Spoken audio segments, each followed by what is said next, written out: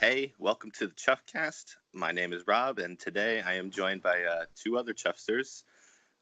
I'm a chuffster. Hello.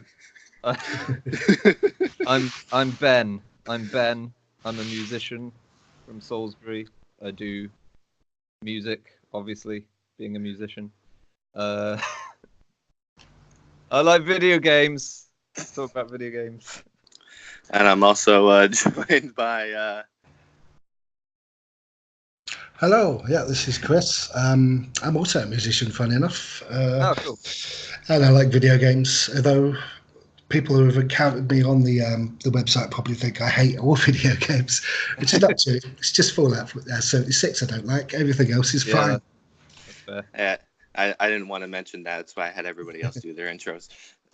And oddly enough, I'm not going to say I'm a musician. I might have a SoundCloud, but I don't want to say I'm a musician yet.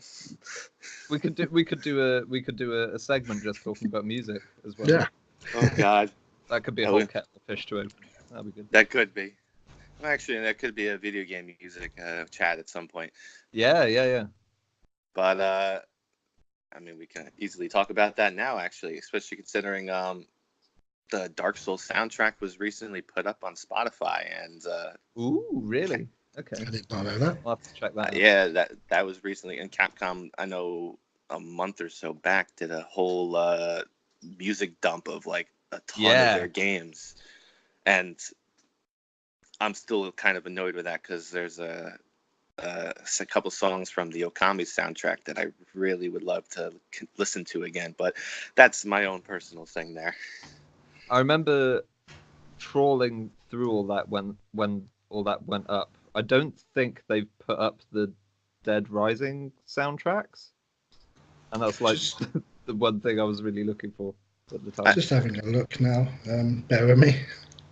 Yeah. Maybe they're up there now. Yeah, they were still uploading a few albums here and there. I think they just recently probably uploaded Devil May Cry 5, if anything. Yeah. But there was a handful of, like, I fell through the Phoenix Wright hole. Listened to all those songs, like the first game, especially that soundtrack, because I mean I love the Phoenix Wright series, at least the first trilogy, and I didn't really get too far after. God, there's too many games. That's the problem. But I played a lot of that series, including like the Phoenix Wright X Professor Layton. But between that, like a couple like the Monster Hunter, like I said, the Okami soundtrack, because that's like my favorite game. But like I also like the fact that they have all the Mega Man soundtracks, like including the NES games. But I actually really appreciated Capcom doing that, because video game soundtracks to me are like kind of really cool to have available. Yeah. And like I know, like I've seen like the Bayonetta soundtrack of like a handful of I think PlayStation games specifically, especially the more recent ones. They have their soundtracks on there, but I'd like to believe anyway. But like that's like really cool to have available, because there's always like a song that might be stuck in my head, like I always want to listen to every once in a while, and having it available on Spotify. And as much as Spotify itself isn't really good for artists, monetarily, at least this way it feels like I'm paying them money to listen to the songs and letting them know that, hey, you know, having these songs available is really cool to have. Yeah. The whole Spotify thing gets weird. I feel kind of bad that end of last year or so I caved and started paying for it, because I know I'm scum, I know, but I'm destroying musicians' lives. To be fair, I've been paying for Spotify for a few years now.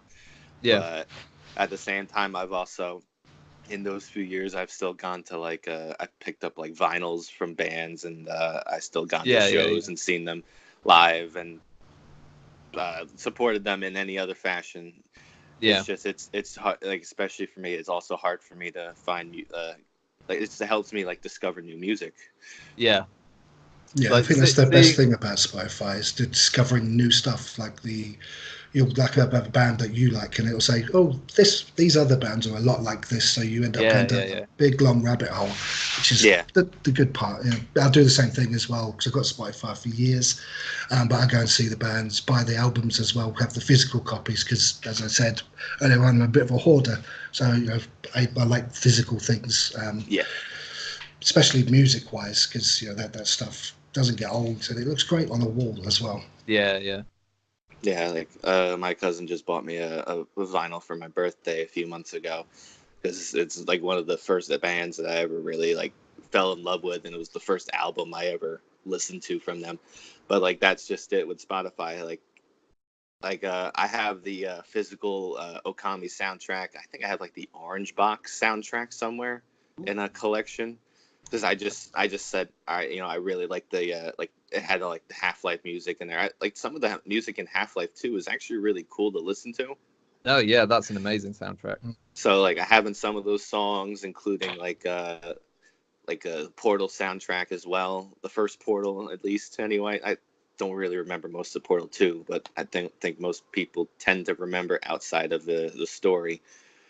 But like having those soundtracks there is like always nice to have available. Like I'm not too much like I usually buy everything digitally anyway. Like, but I also like just like I said, just show support for like bands and artists, and just to have like the physical versions is always a nice way to show support in some fashion outside of just buying like the usual merchandise like the t-shirts or the sweaters or whatever other things that like artists tend to pop out. What are you guys' favorite game soundtracks? Oh, wow, that's a good question. I mean, because I go back to like the 80s, so yeah. Well, while you guys have a think, just the top two, right off the bat for me is Bloodborne and Nier Automata. They're phenomenal pieces of work. I tend to listen to I use especially like for months after I played Nier Automata, I was listening to like the piano soundtrack for it. Yeah. I fell in love with that. Like there's still like the one song for Nier Automata that always gets stuck in my head is the Pascal's theme or the village theme. No reason why. It's just outside of I know in game you visit that I tend to visit that area a bunch of times, but that song gets stuck in my head for no good reason. Yeah. And I'll just pop on like the piano theme just because it's very relaxing and it's just pleasant to listen to. Yeah. I think when I'm thinking about it now, as the Medal of Honor soundtrack, Michael Giacchini, I think his name is, and like the Harlem Nights and stuff like that. That music was amazing, and it really made you emotional when you were playing the game. And the game's just a shooter, but the music just made that game something special. And Bloodborne as well. Bloodborne makes the hairs on your arms stand on end, especially the fight with Maria. The music in that as it just kept building, and you're sitting there just going, to it as well. It's amazing. I can't really think of a second one off the top of my head, at least, because I have like random songs just playing through my head. Like not including like there's I think it was like the title introduction to Battletoads and Double Dragon on the SNES. I have that song randomly pop up in my head once in a while, but the I've mentioned it already. Like the soundtrack that I love the most though is the Okami soundtrack, because like I have like the 5-disc set of it in a box right now because I'm not letting my daughter near that. But I have that soundtrack. And like I said, it was just on Spotify. Outside of like 2 songs that are missing from that soundtrack, and those are pretty much the. I don't know if they ever really introduced it in the HD remasters. It was basically the ending themes.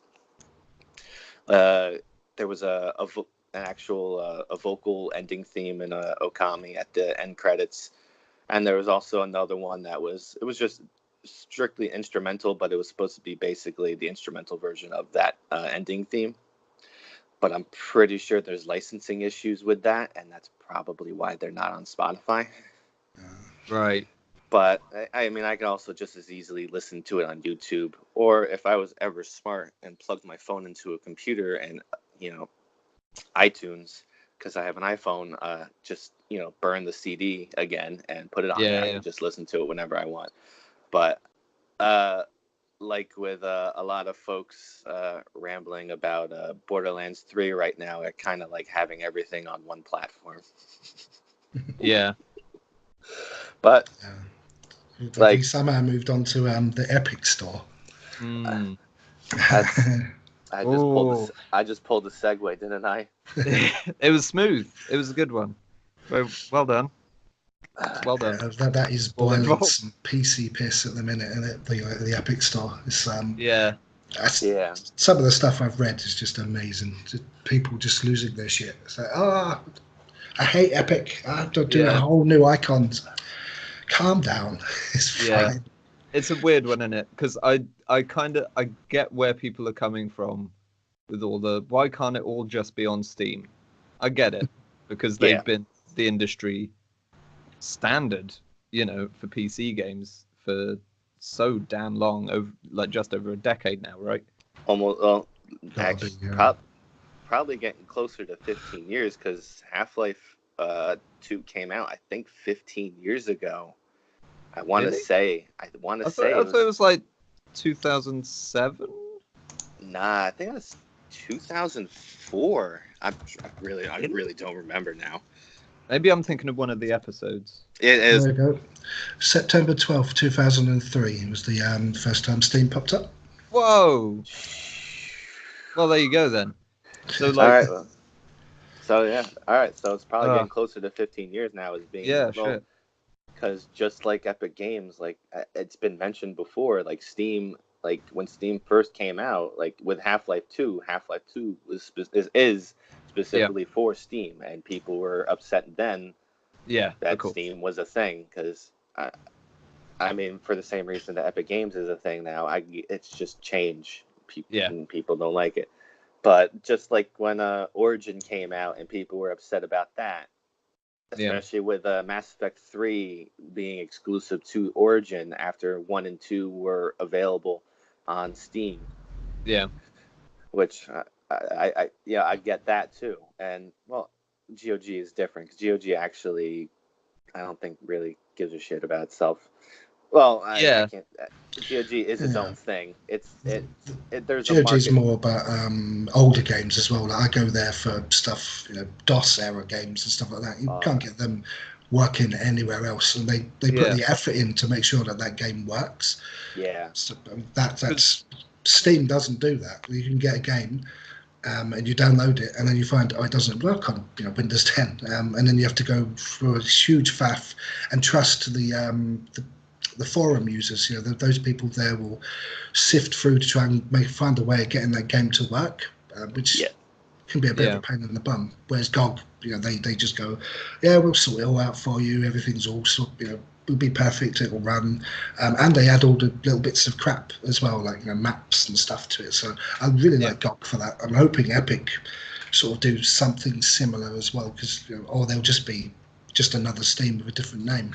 Yeah, I get the feeling that they're just going to be another Steam with a different name, but they also have, like it's been mentioned several times, like they had the backing of Fortnite to basically help fund them because they make a ton of money. For the time being, they're making a ton of money off of it, but they also have Tencent, the Chinese publisher. I forget exactly what Tencent is, but they have the backing of Tencent to basically help kind of push along. But there's also those security issues that does GOG have any exclusives? Because they're owned by CD Projekt Red, right? They made it. But I think you can get Witcher 3, for example, on Steam. Yeah, the exclusives that they generally have are generally the old games that you probably can't find anywhere else. Okay. Like, I don't think I could find Dungeon Keeper on Steam, at least. I might be able to find it on Origin because EA owns the rights to that, though. But Okay. I'd have to actually open up Origin to really figure that one out. The last time I did that was just to play the Mass Effect trilogy, and just look at it for a minute before being like, all right, I remember these games again. I'm gonna go back to play Mass Effect Andromeda for a bit just to try it out, just to keep playing that, because that's what I'm trudging through in that. But I'm not gonna talk about that now. Yeah. But that's just it though. Like I love Steam, or at least I used to, as I have like over 250 games on there. I'm gonna say. Yeah. I don't remember anymore. But I I don't know also how many I've got. I dread to count. I just don't like. I don't even like a lot of them. It's just like half. Like I say, a quarter of those games were like from bundles that I bought through like Humble Bundle. Yeah. And which I don't really play. A lot of them was like the Telltale Games as originals games that they did. Okay. I never got into Telltale. The only thing of theirs I really liked was Wolf Among Us. And I don't think I ever actually finished the first season of it, but I enjoyed it more than their other stuff. I like Telltale Games for the platinum trophies. That was about it, really, to be honest. Was it? I did the first 2 seasons of The Walking Dead, Wolf Among Us, and Tales from the Borderlands. Oh yeah, I liked that. I liked the way they did that. That was Yeah. Entertaining thing to go through. The other ones felt like a chore to me, and you could literally, I just pressed X most of the time, so I don't care anymore. Anymore. Like I love the Borderlands. I love the Borderlands series, so having that game was actually like going into a deeper lore of the series actually is nice, because there is like something interesting in that series itself. But it's just now especially after it started, like when 2 came out and they started actually becoming its own thing instead of coming off like it's Mad Max with magic. Yeah. But I really appreciate as well that it looks a lot like Borderlands 3 is just carrying on from what we know from Tales of Borderlands as well. So it's good that they've kept the the continuity as well. Yes. I know I mentioned with Jake in the previous episode, like seeing like the characters. Like I know Reese makes an appearance in the one trailer, and just seeing like that they are making everything canon, which also would mean that a certain character has died in the Tales from the Borderlands, and that's it's kind of sucks, but also it's like it plays off too much like a stereotype anyway. But we'll see what they do, because for all I know, they could just bring him back as like a robot. They've got the other stereotype. They've still kept that one, so that is true. Yeah. I also want to see how bad Claptrap is in this one. Yeah, they don't have the original voice actor. They're going to have to use someone else, aren't they? That's what I've heard.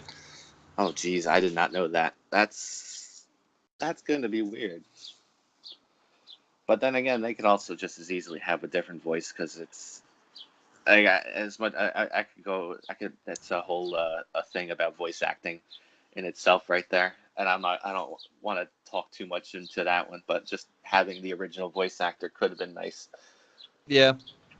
The good thing about that voice in particular, I suppose, is it's a fairly easy voice to imitate, and there's loads of like modulation on it to make it sound robotic anyway. So yeah, if they do get a replacement, it'll sound pretty much identical, whether the performance is there.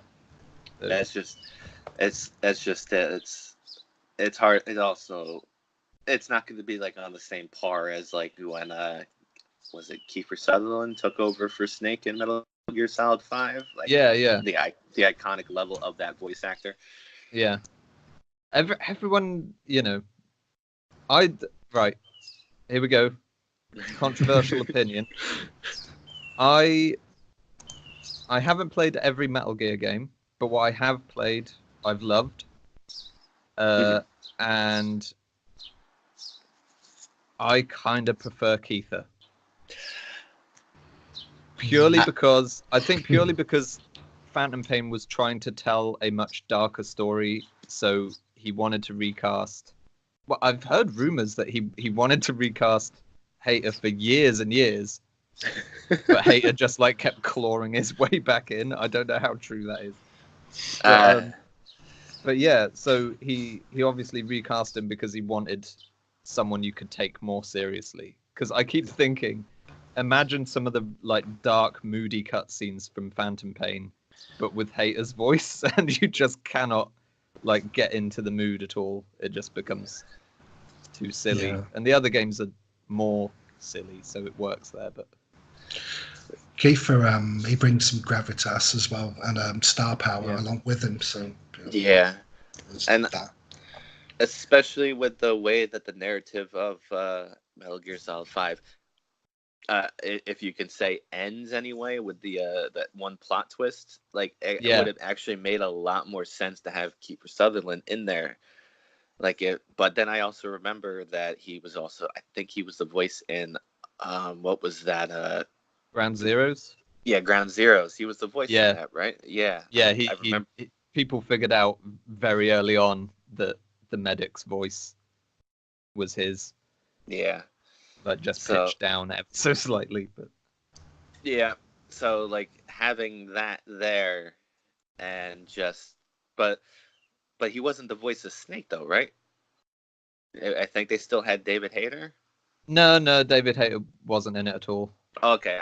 When you see the the actual Snake, it's still Kiefer. Okay. See, if they were smart, they could have done that. Yeah, a lot of people thought that's what was going to happen. That Hayter was pretending to have been fired, and it was all an elaborate ruse. Nah. Yes, and that was it. Like that was something that everybody expects from Hideo Kojima. Yeah. So, and I also haven't touched Ground Zero since it came out, and I remember playing that on the 360. So that's how long it was. That's how long it's been since I played that game. Yeah. But that's just it. If they were smart with that direction, they could have done something to that effect. But that's something else entirely. Yeah. So, are you guys excited for Death Stranding? What are your thoughts on that? No. No. It's just, it looks like it's going to be the game version of Twin Peaks or something. It just looks right. See, Twin Peaks is literally one of my favorite TV shows of all time, so that's probably why I'm really excited for something just weird like Death Stranding. I kind of don't care what kind of game it is. I just want something that's different. The ideas are they're interesting. I mean, I spent the whole time looking at it thinking, why the babies? What's the water? What's the water doing that for? What's They're that invisible creatures that walk on their hands. What? Yeah. What's happening? Rain that speeds up time. What's going on? Yeah, it's like Gwilym de Tor. I just love all that. I love, I love not knowing something. I love going into something and not having any clue, and you gradually piece things together. So, I'm very keen. Like it's been said, I'm not too fond of. I can't say that. I'm not too hyped for it, mostly because I don't have any clue, and I also avoid getting hyped for anything. Yeah, it's but seeing that you mentioned Twin Peaks, though, like I guess I could probably see the the connections that you're making there. Yeah, like I have a love-hate relationship with Twin Peaks. Like I love everything that isn't a soap opera in Twin Peaks, but the soap opera to me in Twin Peaks tends to get a little overpowered, and I'm having a hard. I've watched the first 2 seasons. I've been meaning to watch the reboot, or not the reboot, the third season, the third season, because like long before it was ever I watched Twin Peaks like a year before they announced the third season, and I was like, at the end of that second season, they say 25 years later. They mentioned that, and I was like, huh, that's weird. That's like that time's almost coming up soon. And then a year that's later, the whole reason why they brought it back. They were like, "Hey, do you know it's nearly been 25 years?" That's actually really funny. Then that that they may actually made that connection. That some, I guess, I would like to say David Lynch really wanted to pull off. Yeah, it was absolutely accidental because the show, originally just got cancelled. Oh yeah, the second season wasn't as good. But the second half of the second season, it was worse. It felt like it was like just jumping around trying to find something to grab onto at that point, because it's because David Lynch was barely involved with the second season. Yeah, that was the other thing too. Yeah, and they were just like, "Oh, this show's weird, right? Let's do weird." And they didn't really know what the show was. Kinda, they just thought, "Hey, it's weird and kooky," and they just kind of went overboard in it being silly weird, rather than spooky weird of something supernatural was going on, But yeah, before you watch, if you've watched all of the first two seasons, before you watch season 3, you need to watch the Fire Watch with Me. Yeah. Yeah, I gotta see where it's available. Yeah, I gotta see where that's available. I've been meaning to watch it. I think you can get it on Amazon Prime. I think. I'm not sure. I hope I can get it for free then, because I have Amazon Prime. Yeah. Because if it's there, then I'll have to make time to do that. Because I could talk about Twin Peaks forever, but the film and season 3 are pretty drastically different from the original. It's a hell of a lot darker and a hell of a lot slower. So if you didn't like the soap opera bits of the original, you'll probably be more into. Thank God. Yeah, there's a lot less of that. But the soap opera stuff in the original Twin Peaks was literally a parody anyway, and that's why it was so. Oh yeah. They wanted to take the piss out of Dallas and shows like that. Yeah, I could see the parody levels itself. I was also wondering if they were gonna actually make any sort of connection, because some of the relationship stuff that was going on there felt like it was making some level of connection with the main story. Outside of not just love triangles, it's love dodecahedrons and it was beyond anything. But then you start realizing that a lot of it was just, some of it was just garbage, and they were just thrown in there. And I was fine with the garbage if it wasn't so strong. Yeah. At certain points, especially, or at least if it was something in the background, and not everybody's talking, everybody, the focus of that scene is that relationship itself. Yeah. Anyway, let's try and work our way back to games. So speaking of classics coming back, I just started playing Final Fantasy VII. Oh yeah. Again after 20 years, and I only picked it up on a whim because I have a thing with RPGs for starters that I'm not really fond of them, especially classic RPGs, classic JRPGs. I mean, unless they're portable. So having it on the Switch for starters is a real nice thing to have. But when Final Fantasy VII first came out, I loved the game, and then I got the internet, and then I hated the game after that. Right. Actually, I say around the time the first Kingdom Hearts came out, I was like, oh yeah, I love Final Fantasy VII, and then people were saying, oh, this is the greatest game of all time, and people started arguing how it was the greatest game of all time, and I'm like, I mean, it's a good game, but it's not that. And then I fell off the wagon. Then I just said I hated the Final Fantasy VII for the same reason that I tell people I I think Zelda Ocarina of Time is the worst Zelda game ever. Okay. I know it's not the worst Zelda game, just like I know Final Fantasy 7 isn't the worst Final Fantasy of all time, but it's mostly just to boil piss. Yeah, I will say that Ocarina is definitely the most overrated Zelda game. Yes, it's a good one, but there's a lot better. Oh, I'd say Breath of the Wild is the most overrated one. But I understand why. I get why.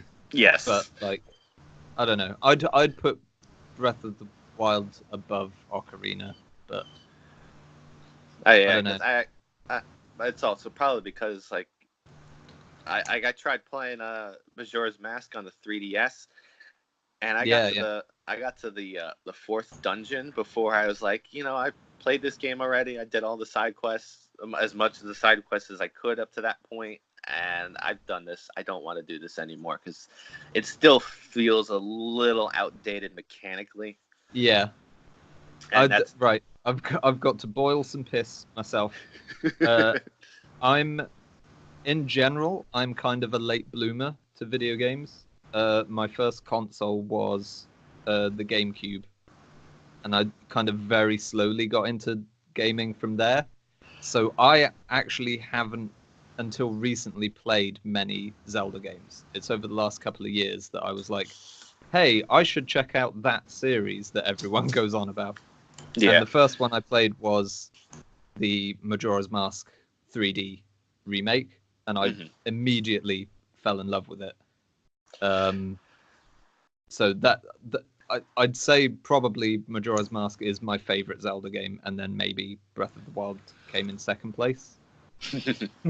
I always liked the SNES one was my favorite one because that just changed things so much, and it was so Link to the Past. Yeah. I haven't played that yet. I really want to. I mean, now it's probably a little bit basic, but everyone copied that. It was very much the Nintendo stamp. Like with Mario, everyone copies Mario. Zelda, everyone copied that. They're very good at making paradigms for the kids. But that Zelda game still sits for me above all other Zelda games because it's exactly what a Zelda game should be. Yeah.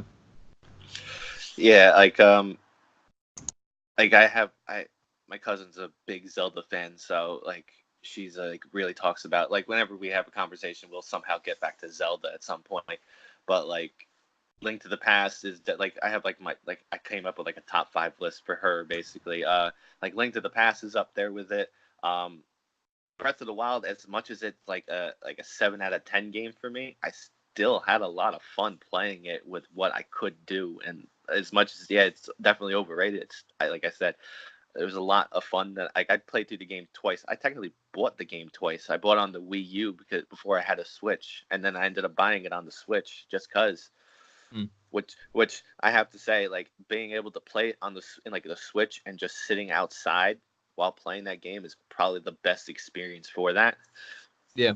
Just having like the nice cool breeze going by you, the birds around you, and then just running around like the fields in Zelda, just in Breath of the Wild is probably the best experience to have.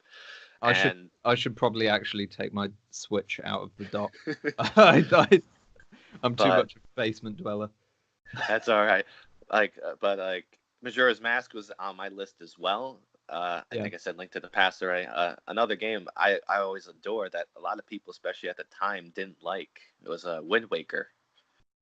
That's a really good one. That's a really good game. I bought I had the original. I had like I was really in love with that game. I played like the demo of it in the store.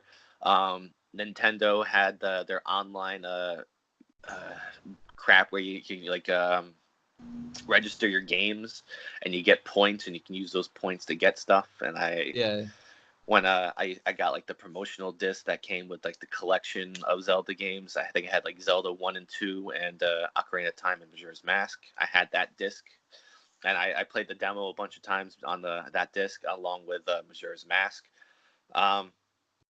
They also had another promotional disc. I think if you pre-ordered the game, you got Actually, I'm about confused the two. I think if you pre-ordered the game, you got that collection, and if you used the points, you got Ocarina of Time Master Quest on the GameCube. Yeah. But like those games were like really great at the time. The other game I really liked, oddly enough, was Link Between Worlds on the 3DS. That was to me, it was like a nice follow-up sequel to Link to the Past. It also kind of changed the formula of how Zelda games worked a little bit, which was at least a nice change of pace, and at least in my opinion, just being able to have all those items readily available to you, and then just unlock them as you play the game instead of doing the dungeons. Because that way it's like, oh, hey, there's this thing over here. Oh, I know I can buy this item over in the shop, or buy this piece of gear. I might as well have, I have the money. I can rent it out and then eventually buy it out later if I have the money for it, or at least when that option unlocks. But I always considered Link Between Worlds at least a nice follow-up sequel, even if the 2D mechanics weren't too. At least it was a nice like for puzzle solving, but it wasn't really it wasn't fleshed out like they did with Mario Odyssey, which is probably where you have to just appreciate that they always try to do new things as well with their games, like keep with the Zelda format and then sort of work new things into it, like that whole becoming what looked like a paper version of yourself, so you could slide along the walls, go into the cracks and all this sort of stuff. I can't remember what Zelda game that's in. It's one of the 3DS ones. I can't remember what it's called, but you could sort of become like a picture version of yourself, and then you slide along. That's Link Between Worlds. Oh, yeah. that is. Okay. Yep. Yeah, that was. I mean, it's such a basic idea, but it worked so well. They integrated it into the game. Yeah. So yeah, bringing it back to what I started this conversation with. Final Fantasy 7.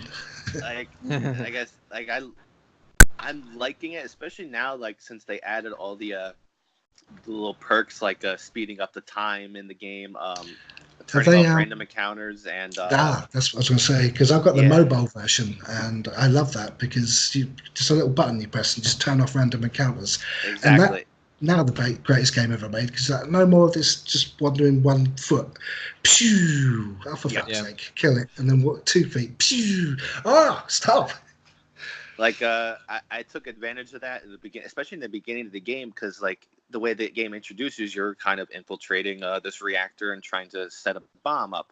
And like I just turned off random encounters right there, because like first of all, I was like, all right, let me just get used to this game, and also like outside of the first fight you have, which is your first forced fight, but like I turned off random encounters because like looking back as to do it even narratively made sense to not have fights in there. You're kind of supposed to be sneaking around. You're not supposed to be running around fighting rats and I don't remember what they're fighting bouncing balls and triangles. And like, exactly. What the hell's going on? Or later in the game when you start fighting a house, but like I turned it off, and then like, then you set the bomb, and the alarm goes off, and you have a counter, and it's like, okay, now let me turn them back on. After the first boss fight too, but like, it was just nice to like just turn that off, because there are points it's like I don't really want to fight anything. It's not even like I'm dying or anything. I just want to like run around and explore real quick, because I'll see an item there, and I don't want to spend 10 minutes trying to get that one little potion. Yeah, I want to be able to just grab it and then go, and I get what I get at the time, at least that was the thing that JRPGs were big for, which is also kind of why I loved Xenoblade Chronicles and 2 as well, and even Xenoblade X. Just being able to just run into whatever enemy you want and then just not have to fight anything, unless of course you get too close to an enemy that's 3 times your level or like 100 levels higher than you, and you get too close to him and he just one shots you. But that just tells you not to go that way again. Yeah, I appreciate the new JRPGs where you can actually see the creatures on the map, so you can just avoid them, or if you actually want to do the fight, run at them, try and get them, attack them from behind and that sort of stuff. Yeah. Instead of just shoo every few seconds. I don't mind the idea of random encounters at all, but like it needs to be rarer than most games do it. You know what I mean? How are they Like going to it should do be it? every like maybe every 10 minutes or so a random encounter, because then it'll feel like a oh shit moment, you know. How are they going to deal with that with the new one? I wonder as well. Sort of, are we going to be hiding from things constantly? Yeah, we're going to be if it ever comes out. In 2047 or whatever. Yeah. Is it going to be a little bit like Splinter Cell, where you're just hiding from the creatures and you attack them behind? It does look like it's got Final Fantasy 15's engine. It seems to be using that. I can't imagine them not using that. And I mean, I can, because they tend to just make new engines for every new game. It looks like, but yeah, pretty much I could see them using the similar engine where it's just like the enemies are there. Yeah. And then you just I didn't play Final Fantasy 15. I don't know what I'm talking about, but I always feel like that was the direction they were going with, and the newer games post 12. I want to say. I really don't remember if 12 had random encounters. I do know that they had they introduced the basic. I think they called it the Gambit system. Yeah. It was just, but I don't remember random encounters. I played 3 hours of Final Fantasy 12, and that's pretty much when I stopped playing JRPGs almost entirely for a while. Yeah, that game was bollocks, to be fair. It seemed the series just started losing its way, and then it did the online one, which nobody liked, and now they really like it. Yeah, I remember. Oh, I remember when Final Fantasy 11 came out. That was the first point that I tried. That was going to be my first MMO of let's play. I remember pre-ordering it, and it came with the hard drive on the PS2, which that never was really utilized. At least over here at least in the Western areas. I remember I looked it up. They were using it. It was basically what PlayStation does now, where you can install games and increase load times. That was the original idea for the PS2 hard drive, but instead it was just basically you just needed one memory card and you can just take your save data and put it on the hard drive, which was still nice. But Final Fantasy 11 was going to be my first MMO, and unfortunately, I was a kid in high school, and my parents didn't want to give me their credit card information. It's probably wise. To an extent, I did get into playing other MMOs after that, including World of Warcraft and Star Wars and Final Fantasy 14 as well. I didn't actually subscribe to that. I just bought the game, played the free 30 days, said, all right, I have my fun. Yeah, I did exactly the same with that. It looks alright, but it's so many fetch quests. Everything was a fetch quest. And the mock, it's kind of used proper British, ye olde voice acting as well. There's a bit where it's a little boy and he goes, "Oh bollocks!" and I had to stop the game for 10 minutes because I was just pissing myself laughing. I like what they did with Final Fantasy 14, because you have I forget what the hell they're called now, but the random events that happen throughout the map that you're in, you can join a group and then everybody could just run around and do all these kill this boss or kill a bunch of these enemies in this area, and it eventually leads into a big final boss kind of thing where it takes a while to defeat this one enemy. It was something introduced in another MMO called Defiance that was supposed to be a tie-in to that TV show of the same name, where it was just where Defiance was just basically the MMO version of Borderlands, but it had these random events that a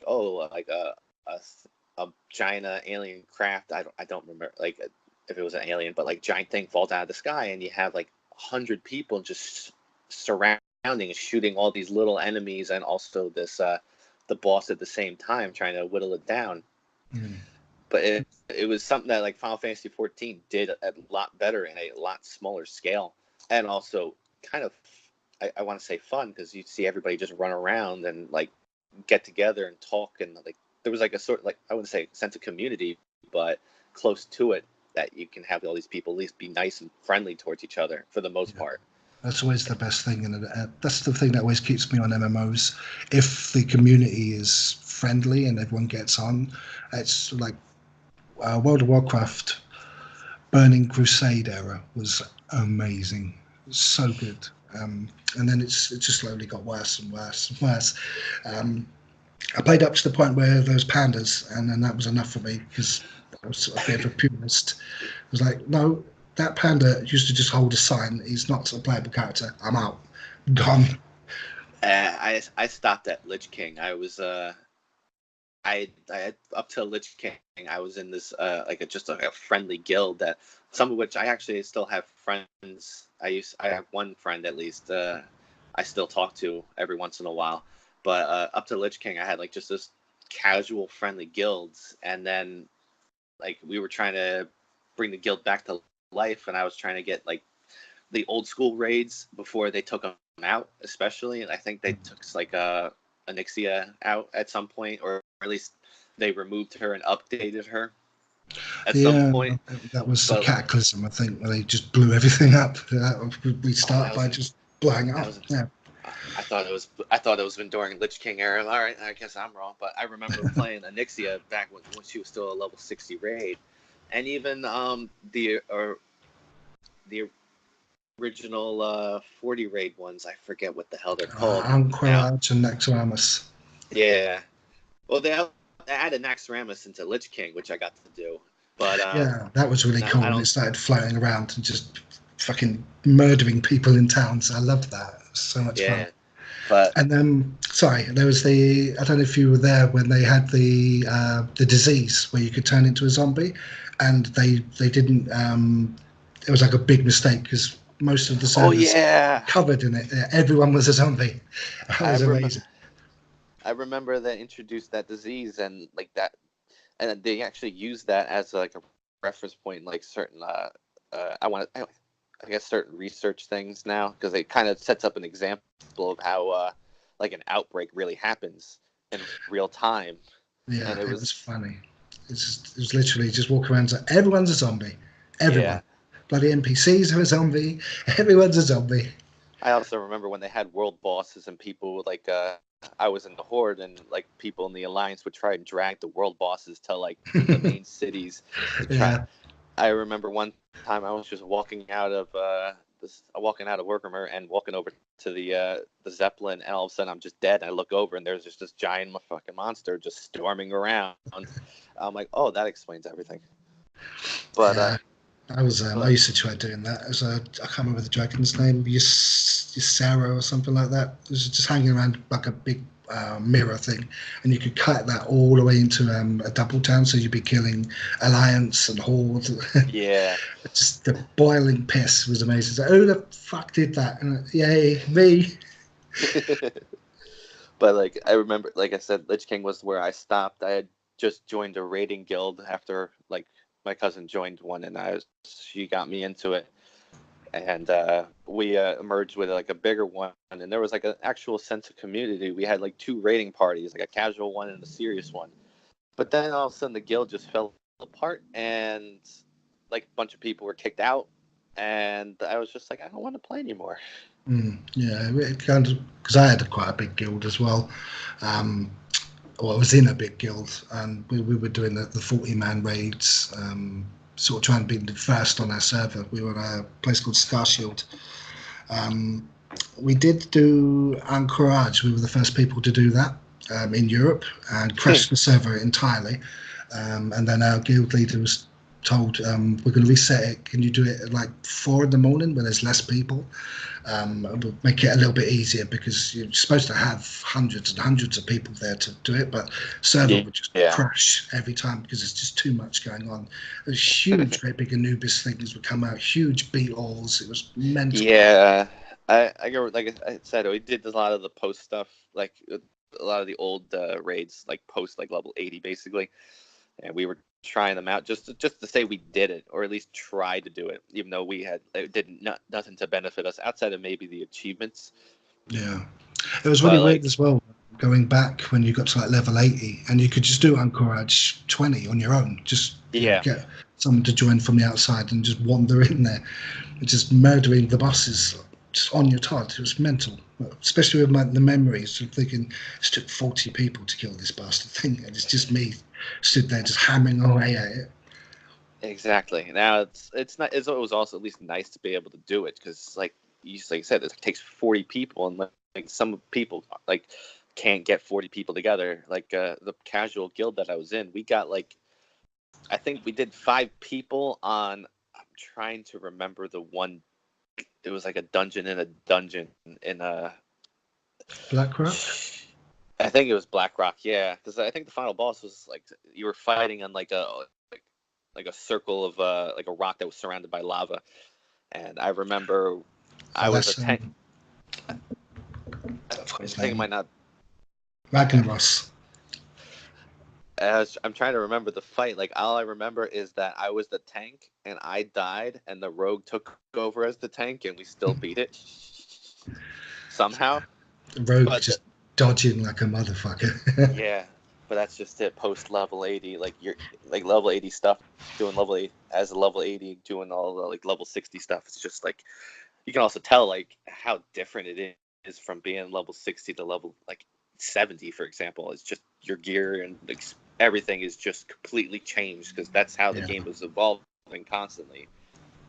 I'm kind of looking forward to the because they're bringing back vanilla. I'm considering going back to that just because those days were the good days. I remember I was played vanilla, and I remember playing the game up until Burning Crusade launch, and that was pretty much when I hit level 60. Like the day, like an hour before Burning Crusade came out, my friend and I were grinding and questing like crazy, leveling up and hitting level 60, and then meeting up and doing that was like the first midnight release of a game I ever really went to. Oddly enough, the gate opened and you could actually go through the thing. Yeah. So like just having that, like just being able to do all that stuff again was at least nice. Like doing all that stuff and like having like especially since that was the first midnight release. Like I actually went to the store with a friend and stood in line. That was probably the first. That was probably was like, oh shit, I'm a nerd, I'm a dork or whatever. Because I'm standing around all these other people who were like, some of which were actually wearing like World of Warcraft shirts too, and I was like, oh shit, what did I get myself into? He's going to say they were dressed up as trolls. Oh, thank God nobody did that. But it was also weird because I think there were kids there too, and I'm like, I don't know if there was a school night, but I thought it was really weird that it was midnight and there's these kids hanging around with us, and also the stereotypical guys sitting online and you look over and you see that like their girlfriend sitting in the car, and to which I felt really bad for, and I've seen that a handful of times. Like I've gone to like a midnight release to I don't remember what game it was, but the Call of Duty came out that same day, and I just remember walking past my car and seeing somebody, like some girls just sitting in her, like the guy's truck, and I felt really bad for her. I think it was Call of Duty Ghosts actually. I went to the midnight release of GTA 5 with my girlfriend at the time, and it was awesome. It was great fun. Everyone was really excited, obviously, because it was a big deal. It was tremendous atmosphere there, but obviously it was freezing fucking cold. And my girlfriend had fun there, but she wasn't that happy. You know what I mean? Like, this is a cool little thing, but fuck you for dragging me out to this. Yeah, standing in line for like an hour in the freezing cold. The last midnight release I went to, actually was for Majora's Mask on the 3DS because I got the. I think I just got the. Oh no, I didn't get the new 3DS at the time, but the new 3DS came out, and also Monster Hunter 4, and I went there, and I'm pretty sure I bought the new 3DS with Zelda because I was like, I get to play Zelda. I get to play with the new 3DS, which has the stupid analog nub, which is garbage. Yeah. But I was like, and then a week later, like like over the following week, my one friend I have on Twitter is like, she was like, "Yo, Monster Hunter 4 is like everybody was talking about Monster Hunter 4, but my one friend was playing it, and I was like, all right, I gotta play this now, like." Because I liked Monster Hunter series, but I never got into it. Like, I had one of the ones on PSP, and I had a 3 on the 3DS, but I just nothing was clicking until I played 4, and all of a sudden I fell in love with the series after that, and I put like 400 hours into that game alone. And but like the analog nub, but that was like the last midnight release I went to, and that analog nub I still fucking hate. I am honestly like especially like with Monster Hunter, like I was digging my nail into the analog nub just so I could use it properly. Because I doesn't. got that Circle Pad Pro, that Oh, huge no. clunky attachment. Yeah, It's quite comfortable, but it's bulky. yeah. I remember seeing because a lot of that came with a Kid Icarus as well. I know that at least Kid Icarus had that as you can buy Kid Icarus and it comes with that attachment. And I was tempted to get that when I was playing Monster Hunter 3, but I never really did because I didn't really want to play Kid Icarus for some reason. Even though I did like the original game, and actually I was just playing Kid Icarus on the Switch because it came out on the Switch Online a month or two ago now. I'm trying to remember when that came out, but it came out a while ago. But yeah, like midnight releases are terrible. Don't do them. Because every time I go there, I feel bad for like some of the employees. Like I feel bad for most GameStop employees now. Yeah. Like for like over here and like because GameStop over here is fucking terrible, and I feel actually I think one of my friends used to be a manager for GameStop. I don't know if she still is though. I think she finally got out, as if it was like jail or something. Yeah, she got out. But is there any what else do we want to talk about? There's the Sekiro easy mode. Oh yeah, debacle. That's a good long conversation to have. Yeah. So I've been playing through Sekiro. I'm really enjoying it. Obviously, it's kicking my ass. But yeah, it's a hell of a lot of fun. Yeah, with this whole argument, I don't think it should have an easy mode. But I see where people are coming from, where they're saying it's not about an easy mode, it's about accessibility for, maybe disabled people, or you know what I mean? Yes. Like, they are missing out on this experience that they might really want to have, and I utterly get that, but like, it's figuring out a way where you won't spoil, the intended experience of the game while making it more accessible to people. Yeah. Like, how do you do that with a game like this where it's meant to be pretty brutally difficult? They could do kind of what they did with that new mobile thing, Morrowind, the Blade thing on the. Oh jeez. Yeah, that sort of thing. Yeah, the Elder Scrolls Blades. Yeah. Right, yeah. I just like before what I think last night I was watching the Jim Sterling video on that and how bad that game actually really is.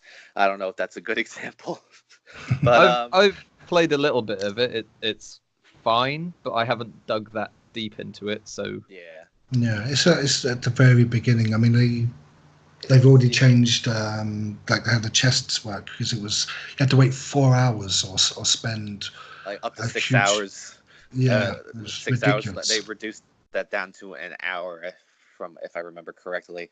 But either way, it's a lot of microtransactions. It's the same like I say, Mark. It's a lot of the gut that you. Yeah, like it's like I don't know, like it's a lot of people because I don't even remember when it came out. It had been like the last like couple weeks it had to have come out. I didn't even know it was. Last few days. It's been in an open beta essentially. Yeah. Last week or so. That's why, because I remember signing up for the closed beta, and I don't think I ever got that email. But like, I'm gonna eventually download that when I actually have the or feel like downloading another game on my phone and not watching anything on my lunch breaks or whatever. Yeah. But like with bringing it back to Sekiro, like I have a very hard time with it. I got up. I defeated the chained ogre. Yeah. It took me like hours to do, and it was only because like the way for example, the way I defeated the boss was I would pull him to a point where like he would not see, he would basically like the yellow arrow would show up on his head, and then just run away until he can't see me anymore, and then sneak around him and knock off the first health bar. And that was because multiple health bars is kind of I understand why they introduced multiple health bars for like boss type characters.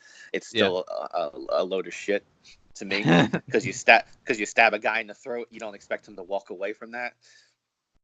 But I also it goes with the theme of the game of borderline immortality and stuff like that. So I get that. I understand that, but at the same time, I stabbed a guy in the throat. Yeah, I should. But I also thought it was because they introduced the whole concept of like the dragon rot, and that was another thing that bothered me because I always felt like if I kept reviving in the middle of a fight, I would probably lose out on a lot of the stuff because like in games like Dark Souls, if you die a lot, the only punishment is just like you lose your souls, really. Yeah. That scared me when I found out. Oh, the more you die, all of the friendly NPCs get ill, and and you. I don't know what happens, but there is an item you can get, and it's rare. But you can sometimes buy it that heals everyone. Yeah. So luckily, I've had no negative effects from dying a lot, but I'm scared what will happen. And that was it. And you get an actual reaction to it. Like you meet the guy who does the prosthetic arm, and later on, if you kept dying, all of a sudden he starts coughing, and he tells you that. And he's like, and the doctor that's sitting outside tells you about it. I'm like, okay, but now I feel bad for doing this. I feel like I'm being punished for being, in my case anyway, for being bad at the game. And in a way, you kind of are, and that's sort of the point. Is hey, learn this game. You know what I mean? And I suck at learning things. And way of putting it. But what made Dark Souls and even Bloodborne approachable for me was that there was a variety of ways to approach the game. Like a variety of weapons and which all had like different attack patterns and so on and so forth. Yeah. And you had in Dark Souls, you had the option to parry. It wasn't important, but it also made you feel really cool, especially in Dark Souls when you could parry and repost the final boss. Yeah. But I sucked at it. I'm terrible. In Dark Souls especially, I was able to get the first parry in, and then the adrenaline kicked in, and I couldn't do it anymore. And I kept dying. I also thought I could backstab the boss every time, and I never did. You can't. I was having a conversation the other day with my brother about doing that, and he even mentioned that you can't backstab the final boss as much as you want to. But I also remember cheesing the final boss and just basically walking in, pop off a Crystal Soul Mask twice, and he's dead. Yeah. See, I'm not too into the Dark Souls games, but I adore Bloodborne. It's one of my all-time favorites. I was blown away by it, and I feel like Sekiro is a good kind of almost a spiritual sequel because it takes the more aggressive, fast-paced sort of thing to the next level from that. Yes. So I'm having a hell of a lot of fun with the gameplay, but it is so brutally difficult. I'd estimate I'm maybe about halfway through the game currently. Maybe. Mhm. There's still a bunch of like mini bosses out there that I've been like, oh god, I'll have to come back to this guy later, you know. Mhm. Yeah. But I feel like it's one of those games where it's entirely designed to be like, however you can do it is fine. Like, there's not one way of, oh, you should beat it like this. It's however you can think to do it, even if it's kind of, you know, cheesing the boss or whatever. However Yeah. you do it, that's fine. But if Uh, something's too tough for you, there's usually somewhere else you can go, you know, it, because it's like this that's wider, less linear world in a way. yeah. That's like I think that was like the tagline they were pretty much going with is like ingeniously like just being Yeah, able kill to like kill whatever ingeniously. you Yeah, yeah. exactly. And there, so it tells you that there's like it went like the way like Deus Ex wanted to go, where it's like you have this option to do Yeah. whatever you have all these options to approach the situation if you want. You could kill everybody, you can stealth kill, and Yeah, just, yeah. or just not at all, just sneak past everybody if you really wanted to.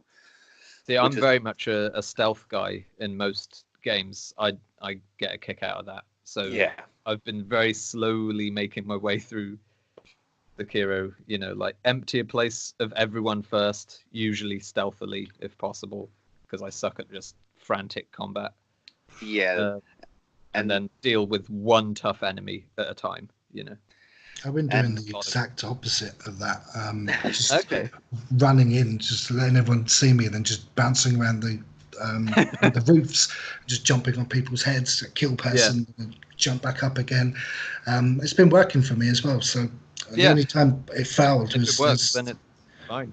in that first village. There's a giant black chicken that I had Yeah. no idea he exists, and I was running around like getting everyone's attention and doing my bouncing around, and I got shot up the arse, jumped up, turned the camera slightly, and then just saw this chicken head just headbutt the back of my head and kill me. It was just like, what the hell was that? Yeah.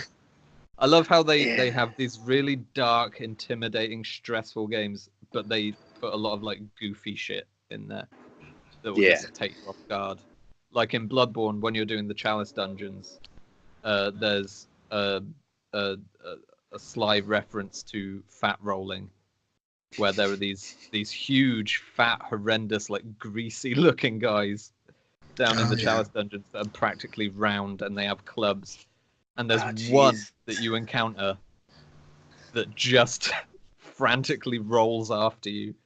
And it's the silliest thing to look at. This huge, like 12-foot tall fat guy rolling around like Sonic the Hedgehog, like weirdly fast. It's so there was another one as well. They're like zombies. They look like they're underwater because their hair floats around, but their weapon is a dead body. They just start swinging another person at you. Oh I yeah. was like, what the hell is going on? But No. bringing it back to like the accessibility issue, like I said, I beat the chained ogre, and that's pretty much where I stopped. And I don't know, that's pretty much a week after launch of Sekiro. Yeah. Like I have, I can't really time my the counters properly. I can't. I'm having a ever. lot of trouble with that. I've watched like let's plays and walkthroughs, and other people seem to find countering so Yeah. easy. I can't do it. People were even saying like, "Oh, the game's easier. They made it easier to counter and everything like that." And I'm looking at it, it's like I don't feel like it is. Like I feel like the countering in Bloodborne was a lot easier. Yeah, I've actually probably countered more in Bloodborne than I have done it, and I can't even do counters in Bloodborne properly. But I feel like I've done it more in there. But like you brought up Bloodborne, when I first played Bloodborne, I didn't get along with it at first. I wasn't really digging the combat style. It's still approachable, but I couldn't find my feet.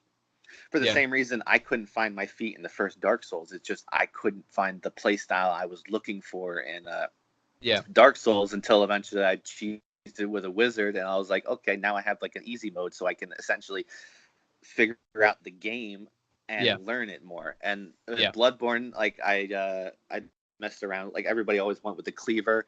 I messed around with that for a bit, didn't like it. I messed around with the axe and didn't like it, but I played with the cane whip, and I was like, all right, this is basically my easy mode. I found the weapon I could get to grips with and understand the game more, and that was it. But with like Sekiro, like you got the one weapon, and and that's fine. Like I probably would have stuck with that weapon at some point, but I haven't been able to like get to grips with parrying properly and being able to counter the attacks.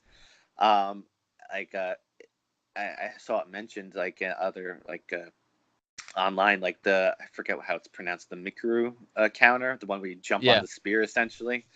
Like I saw, that one's like, a bit easier than the regular counter. It seems a bit more forgiving. Yeah, but like it's mentioned that because I didn't like there's multiple attacks that like they can do like a whole field, like a whole swipe, and then there's the stab, and but they have the same icon when they're going to do that kind of attack, and you have to kind of pick up whatever you have to more watch their movements. Yeah, and like rather than a tell like that. But there's times when I can't never really tell what they're doing, and there's also been times where it's like I was like, all right, I'm gonna jump or I'm gonna dodge, and it doesn't work the way I want to. Like when I was fighting the chain golem, okay, he's going for a grab. I'm going to jump over him because I know damn well he's going to grab me. Oh, no, I just jumped into his arms. Because instead of jumping up in the air, it does like a leap forward into like a short leap forward instead of the jump in the air. And it just grabs with me and throws me off the level. And it's like increasingly frustrating. But it's all about perseverance and like you will feel like you're beating your head against a brick wall for the longest time and you'll get frustrated. There have been plenty of times where I've been in it where I've been stuck on a boss and I get really angry and I just turn the game off and I'm like, fuck that, for a laugh. And then the next day I'll be like, right, I'll give it a go, and then I somehow do it first time and I'm like, oh, okay. And then I could move on and it feels great. I think that the like the stages, if you want to call them that, the levels, I think they feel, to me at least, a lot easier than Dark Souls and Bloodborne's levels, but the boss encounters I feel are more kind of challenging. Especially considering a lot of them have like multiple forms, and I'm dreading going into any of those fights. But when I first played to kind of make a point, like I first played Horizon Zero Dawn. I didn't get along with that game at first. Okay. The game's like telling you, you need to use like your bow and arrow, the trip caster, and all these other like cool weapons. And me, I'm sitting there playing. I want to use my spear and I want to just stab everything to death instead of using my bow. And so like my first run, I didn't get along with it. But then I started playing Breath of the Wild, and I was like, I was getting along with Breath of the Wild very well. With 2 playthroughs of it, and then I like sometime later I was like, let me go back to Horizon, and then eventually it just kind of clicked with how that game works, and I was like, that's what I'm kind of really hoping for if I go back to Sekiro is like, to me, probably will. It's just like a headspace thing. I have to be in that right headspace to really get into the game again. I'm hoping. I also hope, like, to bring it back to like accessibility. I can understand an easy mode because like a lot of people, it's just like bragging rights. So, like that's literally all it ever was for a lot of people, especially like in other games where they had multiple difficulties. Like, I could beat Halo 3 on Legendary without somebody there, without playing multiplayer, like that kind of thing. Like being able to do that, like that's like I'd rather have an easy mode, like especially for me, like because it's also like I sometimes just I like playing a game and I'll play it on easy mode because it's like that would be my way of relaxing a little bit, or just being able to experience the game, and then if I want to play it on a harder difficulty, I will. Like with XCOM, I played XCOM 2. I played on easy mode because I'm trying to come to grips with. I was trying to come to grips with what the game was trying to do with like including time limits basically. And I eventually went up to a harder difficulty because I was like, all right, now that I understand what I'm doing with the game and where the game is going, I can put on a harder difficulty and deal with the increased challenge to try and challenge myself to the point where I'm still enjoying the game, but to a point where it's like I am still like, oh yeah, it's like this is hard, but still feel rewarded for doing it. And that's kind of what I like. That's partly the discussion with accessibility on Sekiro. It's also because there are people who literally cannot handle reaction times very well, and the way that the game approaches it feels like it's excluding those. And that, like, I know not everybody can understand that. Like, what I know, like Spider-Man, for example, like as being like the bigger AAA title to kind of at least go in that direction where they made it easier, so that way you didn't have to worry about quick time events. Like even just without adjusting it, the game is still fairly accessible, but you can also turn off all these all that stuff and make it simple. Like Bayonetta and Bayonetta 2 on the Wii U and the Switch, they have the option to basically just be one touch and that's it. You can literally, like the joke that they put is that you can literally play the game one-handed. Yeah. And the way, like, the themes of Bayonetta, it's the joke is there. Yeah. But like it also makes it very accessible because then I could just poke the screen a bunch of times and be able to do all these attacks without actually worrying about trying to figure out combos that are very, because I totally get it. I used to almost exclusively play games on easy, but then after a while, I don't know what it is. It's like I these days I play stuff usually on at least normal, because I don't know, I get this idea of, no, I want to experience what they want me to experience. You know what I mean? Like, I want the purest form of it, I guess. Their definition of their like the standard, or like as most games tend to put, their normal mode. Yeah, that, like, this is what they wanted it to be like. Yeah. Like, and so I'm like, I don't know, I get this like itch that's like, I need to experience what they wanted me to experience. I need to like respect their, creative vision, I guess. I get that. And like games like what was it, Wolfenstein, the New Order, I played that like last year for the first time, and their definition on normal mode was ridiculously hard for me. And I didn't get on with that. Their definition of easy mode was Doom as well. Yeah, like their definitions of like hard mode or normal mode is still hard, and even the easy mode, I was still having a hard time, like getting through some of the the levels. Yeah, and there's certain set pieces too. Yeah, I found Doom 2016 easier than Wolfenstein. Like, it was still challenging. Wolfenstein was like ridiculously hard, especially the two first ones. Yes. But I've been stuck on the bloody final boss of Doom 2016. I've been stuck on it since the game came out. And every now and then I'll go, I'll try and finish it. And obviously, because it's been months in between play sessions, it just wipes the floor with me every time. And I know it's the last boss. I want so desperately to finish the damn thing because I loved it. But, I have to go back to playing it. I played like a few hours of it, and I was like, oh, my girlfriend was watching, and I tried to introduce it to her, and she was playing it, having fun, and then but she wasn't getting along with it very well, and I just kind of stopped after that because I think I was playing something else at the same time, which is usually the case with me. But I need to go back to that because that's, like, honestly, I almost am tempted to just pick it up on the Switch because that way I have an excuse to bring it to work. Yeah, apparently the Switch version's improved a fair bit.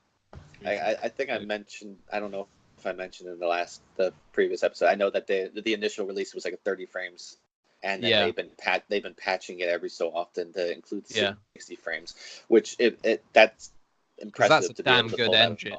Yeah, that's a damn good engine anyway. So, right, here's the thing.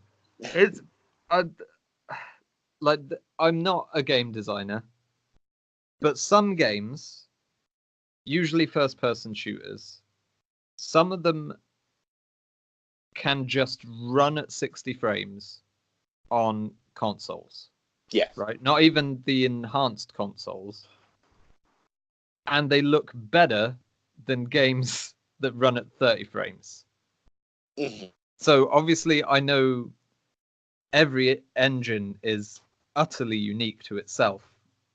But like, if games can look, like Doom 2016 and run on 60 frames on practically anything, no other game has an excuse. To me.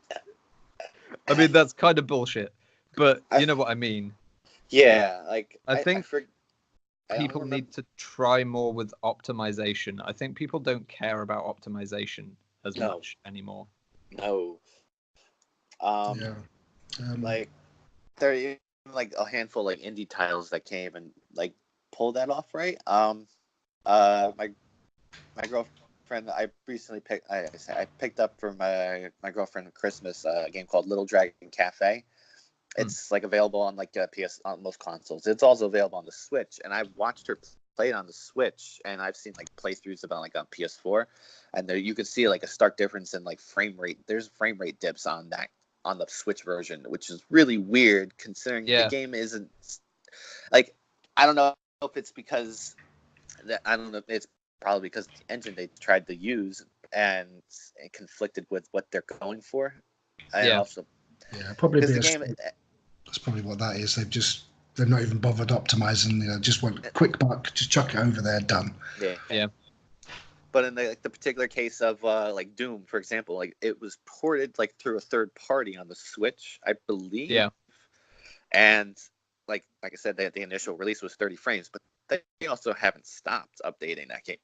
And that's like I said, it's okay. It's might not be great at 30 frames. Like playing Doom at 30 frames might not be the best way, but they all haven't stopped, and they're still like they're optimizing the game, and that's really what it is. Yeah, they care. Someone cares. Yeah, like, somebody should tell Bethesda. This is how you sort things out. Don't get me fucking started on Bethesda. They're the ones who are pretty much telling Bethesda that, because like Bethesda first party games are falling apart faster than their third party support, basically. Because like I said, Doom's been great, Wolfenstein's been great. I know Dishonored has been pretty good. I didn't get along with Dishonored, but I still have to go back to that now. Here's a huge intention for me. Just Bethesda have ID there, and ID have done first-person engines. They invented it basically, and they have them in their studio somewhere, and they don't bother wandering across there. Excuse me, guys, our Fallout engine is a bit crusty now. Maybe could you come and sort of fix it for us? And then could we just use yours? Could we just use the new Doom engine, please? Because every time they re-release, like we know with Starfield and the next Elder Scrolls game, that is going to be on. It's going to be on the same engine. Yeah, there's still stuff in this engine. Yeah, there's still code. I shit you not. There is still code in their current engine from Morrowind. Yeah, I'm not joking. Yeah, that doesn't surprise me at all. Oh my god. I don't like, and the thing is, like you mentioned ID. I want to say the last game that ID itself actually made, I thought was Rage, the original Rage. I mean, I know they like ID themselves are still better off than Bethesda. They're a little better anyway, but at least their games are a little more functional. Their stories might not be great, but at least they're functional. But like, I think Doom was that Machine Head Games? I'm trying to remember who. The machine head I think was The Wolfenstein. new Doom was id. Oh, it was. Okay, good. Yeah. Okay, then I actually do know. What I they're think doing. it was just Wolfenstein that was machine head. I think. Yeah, It's still it. I just had a look. but like I know like with Wolfenstein at least, like you can at least feel that there was a like Wolfenstein was at least good. I don't remember Rage. I played probably like an hour I've of it, never and I was played just it. not. I think some people really like it. I mean, think they I must got have it. been The, suddenly getting a sequel. Yeah, the engine is really solid. It's just the game around it was Yeah, subpar. And they with Rage 2, it looks like they've taken on board everything everyone said about Rage, and they've just turned it up to 11. It looks like it's just going to be more of a realer looking Borderlands game. It's just go in there, fuck around for a little while, enjoy yourself, which that sounds good to me. It's out on May 14th as well. that's right. Not long to go. I need to check it out more because I saw like the trailers and I was like, So I'll give it another look. The game to me looks a lot like Mad Max, like the one it came out with along with how long ago was that? 2015. I'm trying to remember what year that came out. Looks like Mad Max done by that guy who did Spaceballs, with the sense of humor. Okay. Yeah. Mel Brooks. Mel Brooks. Yeah, it's like Mel Brooks is directing Rage 2. That's what it looks like. And that's fine. Like I'd pay for that. Games that'd be interesting. Yeah, games like that those are a lot more interesting to go off with. It's like just the craziness. Like with Mad Max, like there's crazy people there. There's just the wildness of Mad Max is always interesting, and just being able to expand upon that is always good. Like what's that thing that Obsidian are doing? Other Worlds or something? The Outer Worlds. Outer Worlds. Yeah, I'm quite keen for that. That looks interesting. I keep seeing bits of trailers for it. I didn't see the full trailer yet, but the bits I've seen, I'm pretty sure that's Outer Worlds. Like the facial animations that they were going, like the character animations looked really good, and I have a thing for facial animations for some weird reason. Like if they don't look decent, like I have a hard time getting myself into it. Do you enjoy Andromeda? I play the multiplayer more than the single player, so I can't tell you. It's the facial animations isn't terrible in Andromeda. It's just not good. Yeah. But like I said, I actually play the multiplayer a lot more as somebody who because I love the multiplayer in Mass Effect 3 because it shouldn't have been as good as it was.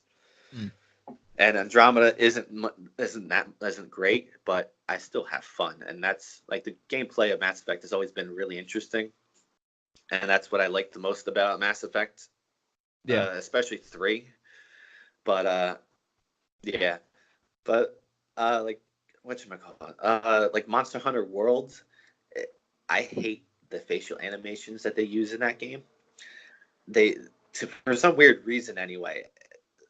The way that the cutscenes work, especially the facial animations, do not reflect at all the voice acting, but that could just very well be the bad direction that the actors were given. But take one of the games I constantly look back when I say they actually had decent facial animation is DMC, the reboot. For some weird reason, I look at the facial animations and something like that, and I'm like, that's actually really good because you can see like the expressions a lot more. For something that came out, I think on the 360 especially, like it was really like the last generation rather. It was pretty decent for its time too. And every once in a while I'll replay it and I'll see it like, this is still actually pretty good because I have it on PC now. But like that's my thing. But like you said, Mass Effect Andromeda, there are points where it's like I don't like talking to human characters in that game. I'll prefer the aliens over them. But yeah, Is there anything else we want to talk about? No, I think that's pretty much it. I'd say we'd wrap it up. Brilliant. Yeah, it's been an interesting one. Yeah. All right. Chris, is there anything you want to plug? My SoundCloud account, Infamous UK. I keep plugging that every week. I get about one extra listener each time, so hopefully I'll get a few more. I've also got a podcast myself. I haven't actually released anything yet, but that'll be coming up on my SoundCloud as well. So look out for that. That's me and Stuart Lyons, who's also on the Chuffcast as well. So it's basically two old men just talking bollocks for a couple of hours. Awesome. Right. Hey, Ben, how about you? I suppose I might as well plug my own SoundCloud. I'm Arcane Strain. You can you can probably find me on Twitter as well under that. Yeah. That's about it. That'll do. Sorry. Follow me on Twitch. I'm gonna be trying to do more streams at some point. I'm Ready Set Loading on Twitch. Oh. All right.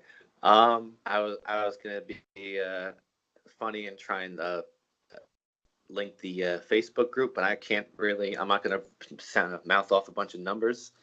So the Chuffsters group, Kane and Lynch, who gaming discussions. Yep. I keep forgetting we named that. Yep. You can find this on there. You can find me. I might as well plug my SoundCloud. I don't really do much with it. SoundCloud, it's a Final Eve, FINALEVE. You can find me on Twitter on there too. I post bullshit on there. Don't follow it though. And don't follow me on the SoundCloud either, honestly. It's Don't follow me on anything. But, all right. Awesome. Thank you for listening. Have a good day, I guess. Bye. Bye.